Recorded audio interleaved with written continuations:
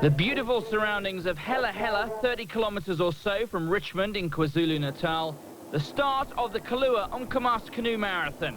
It's a two-day event, two legs held over about 30 kilometers each, and more than 270 competitors line up at the start. And among the favourites will be Mark Perro, the winner of the doozy. Today it's very, very technical. The first hour of the race, rapids number 1 to 8. There's a lot that can go wrong, a lot that can happen. I think there'll be a lot of action right at the start at rapid number 1. The level's about 3 foot, which is quite a tricky level. And the guys are all very tightly bunched together. The adrenaline's flowing, and a lot of mistakes happen very early on in the race. There's no room for error, and number 1 I think is going to probably take out 10% of the field. Perro partnering Graham Bird here, and we can see there are already problems there as they go into the first rapids. The water levels are much lower this year, and that makes choosing the right line absolutely imperative. Also expected to do well here, Robbie Herefeld and Graham Monteith, and there you can see them going through the rapids on the left. So they've already hit the front, and they've got a remarkable record in this event. Herefeld has won this an astonishing 8 times, partnering Graham Monteith in the last 4.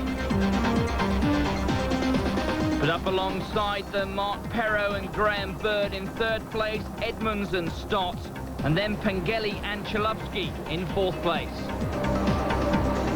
Knowing these waters is clearly an advantage for some of the paddlers, but the levels vary so much so often that really you can only know them so well.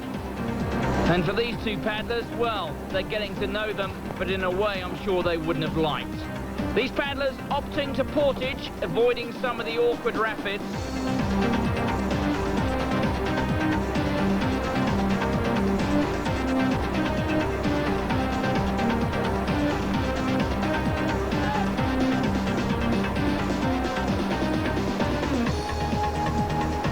Into the second rapids, and Herefeld and Monteith stamping their class on the event. They're well clear, but there is still, of course, a long way to go, and there we can see the sort of trials and tribulations that these paddlers will go through over the course of the next 2 days.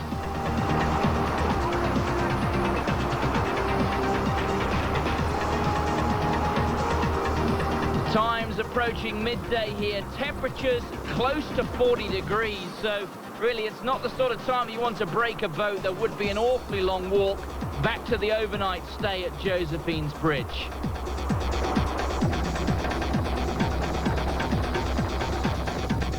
These are the 4th rapids. You can just see in the top of your screen the leaders, Monteith and Herefeld, and that gives you some idea of just how far they are clear.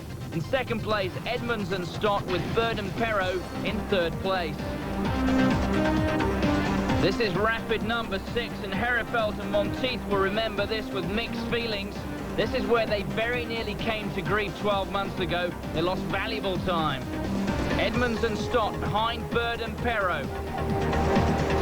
Bird is understood to be suffering from some stomach problems, which might explain why he and his partner are not doing quite so well today. And there's Oliaro and Braithwaite. They're in 4th place.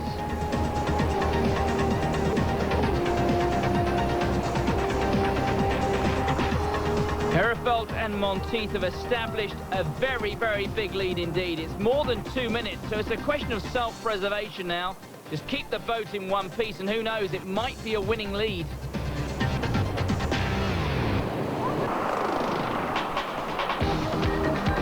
Bird and Perro and Edmonds and Stott are swapping 2nd and 3rd places frequently, so it looks as if that's going to be a race that's going to last throughout the 2 days. Pengeli and Chalupski having a rather disappointing day. They're back in 6th place.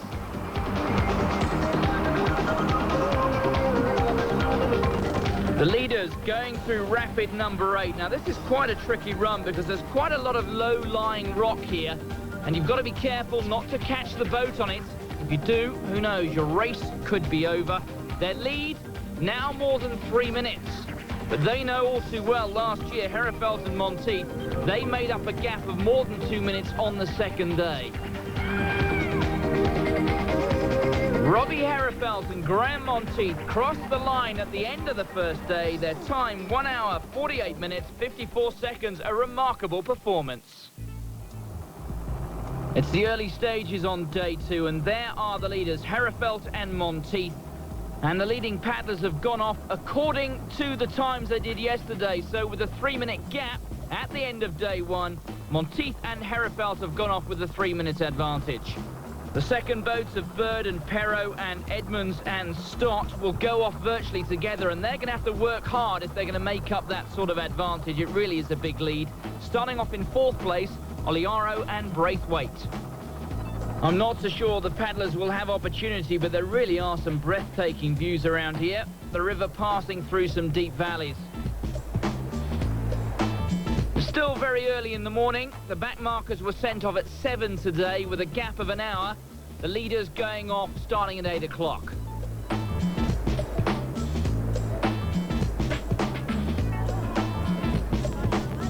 That's the race for 4th place. Oliaro and Braithwaite ahead of the 5th place paddlers Simpkins and Cruikshanks.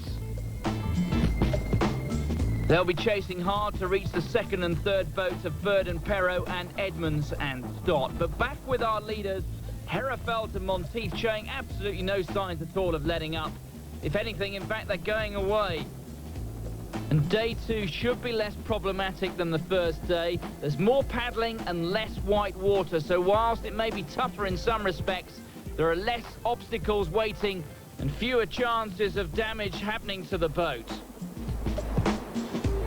The race for 2nd place, Edmonds and Stott, just ahead of Bird and Perro. I did think that the boats in 4th and 5th place were moving exceptionally well, and there we are. What a race we're going to have for 2nd place. Oliaro and Braithwaite and Simpkins and Cruikshanks joining up with the boats of Edmonds and Stott and Bird and Perro. Perhaps for the first time in 2 days, Herefeld and Monteith can relax just a little. I think they know that all the danger's behind them. They're well clear and on their way to victory. It's down there that the real race is happening. The race for 2nd place. 4 boats running back to back. What an event this is going to be. What a finish. The finishing line just up ahead now. The chasing group led by Simpkins and Cruikshanks negotiating their way through a nasty rapid. There they are. And there is just a slight suggestion there of an advantage over the chasers, but really there's nothing significant yet. 4 boats competing for 2nd place, and there is the 4th of them. There's no doubt about the winners. Robbie Herefeld and Graham Monteith crossing the line well ahead of the chasers.